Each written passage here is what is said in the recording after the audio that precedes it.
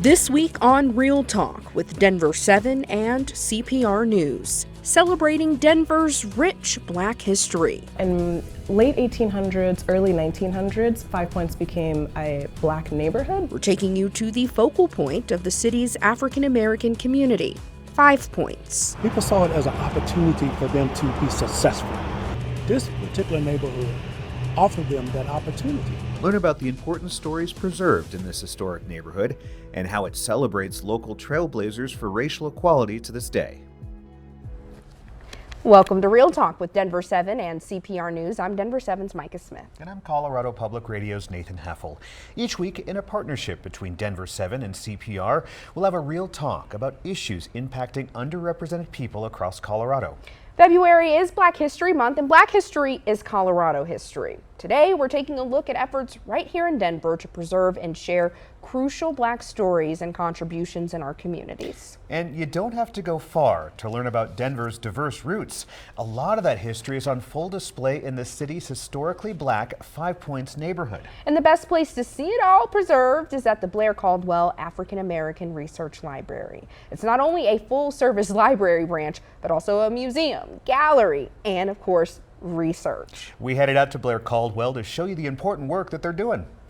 Here to tell us more about everything that Blair-Caldwell has to offer, I have Kide Kokole, a library program associate, and a friend of the show, Jamika Lewis, a branch manager here. I'm just so grateful to have both of you join us for another episode of Real Talk. Thank you for being here. Thank you. Thank you. Kide, let's start with you. Talk to me about some of the programs that you have here. Well, we have a variety of programs for all different age groups, from children, teens, adults, and older adults. On a weekly basis, we have story times every Thursday, 4 to 4:30. And for Black History Month, we have a slew of upcoming programs. So we have Afrofuturism, we have a program on Deerfield, one of the first Black settlements here in Colorado. And we also have programs on protest prep, as well as anti-Valentine's, and we have programs for children's crafting. Wow, I hear a lot of interesting things happening. Jamika, out of all of those, what's one that really sticks out to you? Gosh, I mean, all of them. I think the one I'm most excited about is we have a really dope collaboration with Black People Know Things, and so we're gonna have trivia here. So really excited about that. We've been working on a partnership and collab with them for a while, and that's gonna be the highlight for me. I might have to pop in on that. I need to brush up on some of my skills here. That sounds like a lot of fun. I can't possibly sit here without saying there's been a lot of work happening in the physical space over the past few years. Talk to me about the renovations that were just recently complete. Yes, so we were included on the Elevate Denver bond, and so we got almost $4 million for a complete renovation of our first floor area. The goal was really to bring the history from the third and second floors down to the first floor. And so we did that in a variety of ways. We have some images on our shelf ends, we have images on our study room doors, and then we in walls, and then we also have a brand new teen space, which is used every single day. So excited about all of that. We really wanted to make sure it was more accessible. We wanted to have spaces where everyone really felt included, and we wanted to expand out our collections as well. Can you talk to me about just the intentionality behind everything on this first floor and really everything in the entire building? Right, so, we are one of very few research libraries that talk about the Black experience and that are part of a public library institution or system. And so when we talk about celebrating Black history, we didn't want to limit it to just the second and third floor. When we thought about the renovation and what the goals were, we really wanted folks to be introduced to the history on the first floor beyond the beautiful mural that we have out in the lobby. And so we dug into our digital archives and worked with our colleagues in the Western History Department and picked out amazing images that are on our shelf ends. They're all images of Black folks. And it's not just, the folks who we hear about, it's Black folks' everyday life in Five Points and in Denver and in Colorado. Kide, I want to get you back in the conversation here. In terms of programming, what are you most excited about this month or really anything happening all year round? I'm really excited for all the new opportunities that we're having. With our team expanding, there's a lot of imagination, a lot of creativity being involved. Specifically for our upcoming February programming, I'm really excited for our art exhibit that's happening in the Cousins Gallery on the 3rd floor. Can you tell us a little bit more about the art exhibit? Yes, so we were lucky enough to have a lot of submissions from local artists, and we have a variety of Black art that features past, present, and future as themes. Wow, that's beautiful. I will say this. This is my favorite library. I'm sorry for the other branches over here. This is my favorite library, and it's because as soon as you walk through the doors, there's just a feeling of home that permeates through here. What is your hope for every visitor that comes through the doors of Blair-Caldwell? I have so many hopes for every visitor who comes through our doors. Number one, I want them to come in and feel like they are welcome here. I want them to come in and feel like they are represented, whether it's on the walls, whether it's on the shelf ends, or whether it's amongst my staff. You know, I have a very multi-ethnic, multicultural staff, and I really, was intentional when we started expanding out our team to make sure that we're bringing in folks who are reflective of our customers. I want anyone coming in to understand that we're here for them. We're here to provide resources. We're here to provide information, but we also care. And so we really just want folks to feel like they can come to the library and belong, no matter who they are, no matter what their station in life is, no matter, what they're bringing along with them. We want everyone to know that they're welcome here, and if you happen to learn something while you're here, that's great, but it's not a requirement. There's no avoiding it. You're going to learn something if you come through these doors. And what about you? I think Jamaica said it wonderfully. I also want people to come in and feel welcomed. I want them to feel that they have a space here and that they're able to do whatever it is that they've come to do in the library. Absolutely. Keyword there, research library. So if you have research to do, especially on African American history throughout our community, this is the place to be. Jamaica and Kide, thank you so much for being here with us. Thank you. Thank you. There is much more to come on this Real Talk about Denver's Black history. Now that you've heard about everything Blair-Caldwell is doing, we also want to show you. So coming up, we're taking a tour of the 3-story building and sharing some of the stories preserved within these 4 walls. This is Real Talk with Denver7 and CPR News. Welcome back to Real Talk with Denver7 and CPR News. I'm Colorado Public Radio's Nathan Heffel. And I'm Denver7's Micah Smith. This week, in honor of Black History Month, we're sharing efforts to showcase and save important Black stories in the Denver community. You heard about the important work at Blair-Caldwell Library to showcase contributions of African Americans in Colorado. Now we want to show you. Library Program Associate Kide Kakole and librarian Jossie Evans took us on a tour. So we're starting out here for a specific reason. Why are we out here? This is a beautiful mural that is just showcasing so much of the history of Colorado and how it ties to national events, it looks like. That is correct, absolutely. So above us we have our Freedom's Legacy mural. On the right-hand side, you'll notice there are local historical figures that are impactful to Black history here in Denver. And we have, of course, Mayor Wellington Webb, Honorable Wilma J. Webb, Marie Greenwood, Elvin Caldwell, Sam Carey, just to name a few figures. On the left-hand side, we also have national historical figures such as Martin Luther King Jr., Malcolm X, Harriet Tubman, Rosa Parks, Frederick Douglass. And then we have on the bottom hand, we have Colorado settlers, just showcasing the regular folk who came here and helped establish this great southwestern part of the United States. And the fact that they're holding up pictures Correct. of these historical figures, both nationally and locally, these settlers who came to Colorado, Yes. and there's the vista of Colorado behind them. People come in and it's the first thing that draws your eye. Also, however, prior to the renovations, we had our circulation desk right underneath this mural. So when you came in, while yes, you're stopped by the lovely mural, you're also stopped by the circulation desk being right here. It wasn't as inviting as what we wanted people to experience, and so we've moved the circulation desk off to the side and allowed this community conversation area.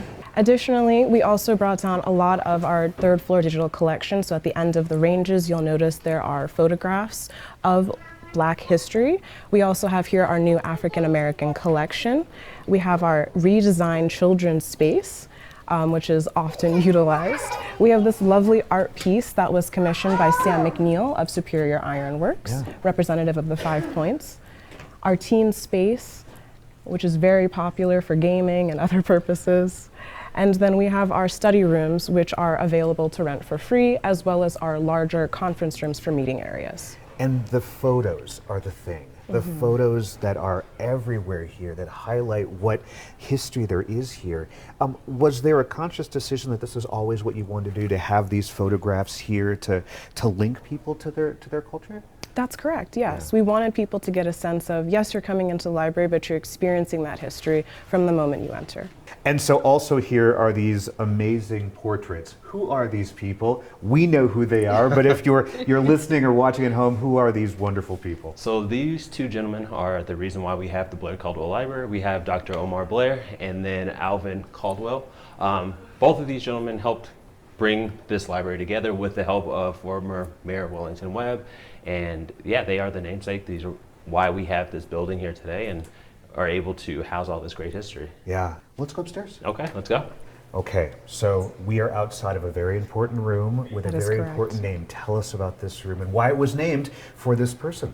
It's a great question. So while this library was conceptualized by the Webbs, initially we wanted the library named after Wilma Webb. However, she passed on that honor to give the name to Blair-Caldwell. Wow. So we have the Wilma J. Webb Archives Research and Reading Room named after her. And behind these doors are our research room that has a special collections archive over 300 archival artifacts. Oh my gosh, well, let's take a look at that. Let's head in. Perfect. So this room, as I mentioned, is our research room. Everything on this floor, unfortunately, does not circulate, so you can't check anything out. However, most of this collection is reflected through our first floor African American collection. So while you can't check anything out, we do have researchers and other members of the community who come in to take scans, to do their research and whatnot. And this room also has a lovely view of Sonny Lawson Park downtown. And we'll talk about that a little bit later. Yes. Yeah. So tell me what we're looking at right here. This is full of pictures and awards and things like that. What are we looking at? So we are looking at a case that's dedicated to Mayor Wellington Webb and his wife.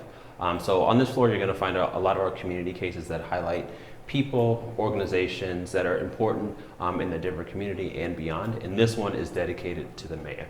So you'll see photos of him throughout his career, different photos like this one is here with the Pope, former President Bill Clinton and Hillary Clinton. Yeah, just a time capsule, a little bit of history kind of enclosed in this one case. And that's what's great about this entire space is that they're essentially time capsules Yes. of all of these amazing organizations that make up this community. Are there other ones you want to highlight and show? Sure, yeah, if you want to follow me Yeah, down this come way. There's a little bit of everything. We have some sororities. Yeah. We have some important figures in the community right here. Just a little bit of everything. Like you said, a time capsule. And so who curates these? Is this the group saying, hey, these are what we feel is important to showcase, or do you all curate these? It's done through our archive, but they are done in conjunction with people in the community. So we really like to bring people in together and kind of form these with the community as well as the archive staff. So I'm standing essentially in the doorway of it is kind of it looks like a streetcar. That's right. So why are we here in front of this streetcar? So this exhibit highlights the foundation of the Five Points neighborhood. Five Points was the first official suburb in the city and county of Denver, and it was initially nicknamed the streetcar suburb because Denver was a significant railroad hub. So in late 1800s, early 1900s, Five Points became a black neighborhood because being a Pullman porter was a lucrative career for black middle class folks. Right. So hence we have the streetcar suburb highlighting the foundation of Five Points history. Yeah.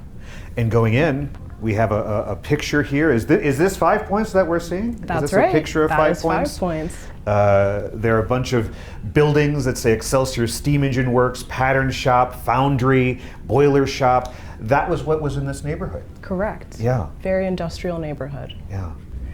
And I think the great thing about this exhibit is that it doesn't sugarcoat anything that we At have all. here. We've got some old newspaper clippings that have been blown up and put on the wall. Denver home is bombed for a second time in 5 months. Family escapes. You know, this is what was happening. There were bombings, there were terror attacks that were happening in the city. And tell us a little bit about what we're looking at here. I see also a bunch of photos of leaders of the community as well. That's correct. So along this wall, we have leaders who are first in their respective rights. For example, Mrs. Ida D. Priest, who helped found the Colored Women's League of Denver, George Cross, who helped create the Denver branch of the NAACP, Justina Ford, who was an OBGYN that delivered hundreds of Ford babies and who the Ford Warren Library gets part of its name from, Sam Carey of the Sam Carey Bar Association, the first licensed lawyer in Colorado, Dr. McLean, the first licensed African-American dentist, and here we have Dr. Joseph Henry Peter Westbrook. And if you look closely at this man, you can see he's very light in complexion. Yeah. So he was able to actually, while being black, he was able to pass as a white man, and using that privilege, he infiltrated the KKK to alert black Coloradans of their plans. And during this espionage, he was never discovered. Wow. And it comes full circle. Here we are seeing people of our community who are here. Tell us a little bit about who we see here. So this is our Colorado Leaders and Shining Artists, and we've highlighted certain celebrities, musicians. We have Charles Burrell, the first African American in the Denver Symphony Orchestra, India Ari. We have founding members of Earth, Wind, and Fire, and we also have Don Cheadle, Cleo Parker Robinson, Pam Grier, and Hattie McDaniel, just to name a few. This has been such an amazing tour. I can't thank you both enough for giving us a tour at the Blair-Caldwell Library, and we hope, if you've not yet been here, come on over, take a look, walk through the museum, do some research. It is an amazing space. Thank you so much. Thank you. Thank you. We'll continue this real talk about the historic Five Points neighborhood and how it holds Denver's Black history after the break. Coming up, we're heading just outside of Blair-Caldwell Library to Sonny Lawson Park. We'll learn about the legacy of the park's namesake and his importance to this community. This is Real Talk with Denver7 and CPR News. Welcome back to Real Talk with Denver7 and CPR News. I'm Denver7's Micah Smith. And I'm Colorado Public Radio's Nathan Heffel. Today we're talking about Denver's rich African-American history, showcased in the Five Points neighborhood. Well, there's a lot of groundbreaking activists that get a lot of attention. There are a lot of unsung heroes in the civil rights movement right in our own backyard. And that includes Sonny Lawson. You may recognize the name from Sonny Lawson Park in Five Points, which is where we went to learn more about him. We are here with filmmaker, director, producer Donnie Betts, also local historian. Donnie, thank you so much for being with us today. Well, thank you for having me. It's an honor. Well, the significance of where we're standing can't be lost. We're at Sonny Lawson Park. Talk to me about the connection of this park to local history. Well, Sonny Lawson was a legend in Five Points. Some people call him the mayor of Five Points. He graduated in 1919 when there was a very, very turmoil in the United States. It was called the Red Summer. But through all of that, he became a pharmacist and opened a pharmacy with Hewlett L. Maxwell at 26 in Welton. Sonny Lawson Park is the first park named for African American in Denver. Over here to behind you, people used to play baseball. The Denver White Elephants, an all-black baseball team. Here now, kids can play. You still can play baseball over here. But what he did was so significant is he was one of the people that was behind the scenes. You never really saw him like out front because he wanted to make sure that all politicians were held accountable. That's one of his things. Also, that people got elected, that people of color. At that time, mostly black and brown people would be elected to represent their city, represent their district, whatever the case may be. He was a district representative of the Democratic Party.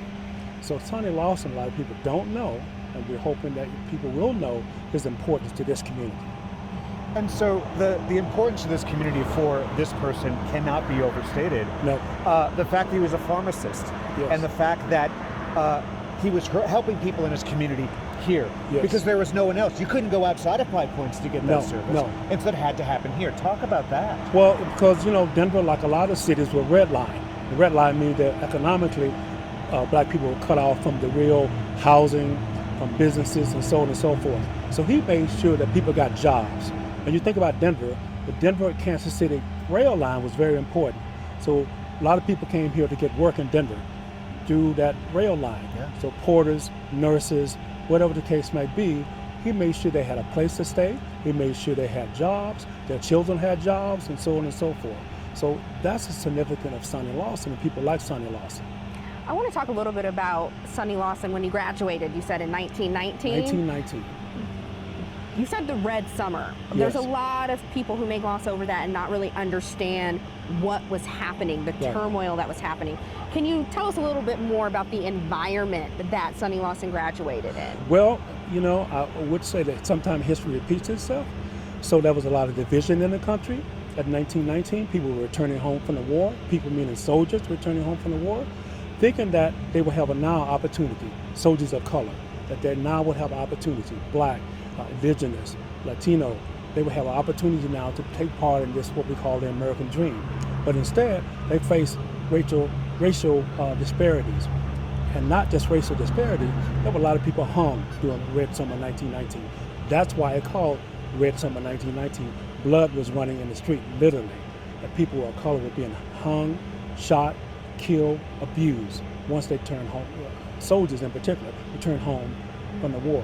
So if a soldier had on that uniform, especially in the South, but also here in Denver too, in the South, they may be attacked. How dare you wear this uniform? A uniform that you just fought for this country for. But people were dragged off of buses, they were beaten, they were hung. That's why it got the name of Red Summer 1919. Now this, just that particular summer, but you know, it's happened throughout history. But that's what I mean when I refer to the Red Summer 1919. But 5 Points, this community was a space of safety, of community. Back in 1919, 1920, was this community that yet, or was it still growing into what we think of 5 Points today? In 1919, I think it was still growing. You know, you had a lot of people migrating here to find more opportunities. So not only black people, Jewish people, Chinese, Korean, so on and so forth. It's always been a multi-ethnic community. People don't understand that. It's always been a multi-ethnic community.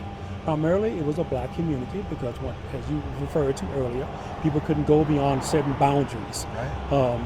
But it was people saw it as an opportunity for them to be successful. So you had people like Sonny Lawson, who would make sure, and a lot of those people are ex-military people themselves. So they would have, first they would welcome the people who were in the military like themselves, and then those siblings, those other people coming here for opportunities, maybe came here on a rail line, maybe came here from Mississippi, Alabama, Georgia, whatever the case may be, from the South to find that opportunity. So this particular neighborhood offered them that opportunity. And it may be odd to say this, but Sonny Lawson feels like almost an unsung hero. I say it's odd to say because clearly there's a park named after him. But what do you want people to know as they listen, as they watch about Sonny Lawson before we go? When you think about whoever your hero or shero of today, I mean, there's somebody came before them. Mm-hmm. That unsung hero is Sonny Lawson.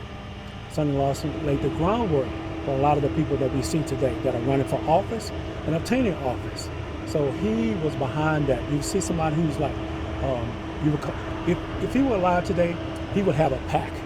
You know, that would be his thing. He would make sure people are elected. So he would be running a pack and raising money for the politician or whoever was running for that office. That's why he was the unofficial mayor of 5 Points.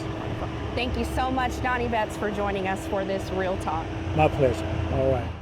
For this entire episode, we were literally just within a half a block. Yes. All that history. Yes. Incredible. Incredible. Well, that's this week's episode of Real Talk with Denver7 and CPR News. Each week, we'll have a real talk on issues that impact Coloradans who are often overlooked. You can find all of our shows on denver7.com/realtalk or at cpr.org/realtalk. Have a great day.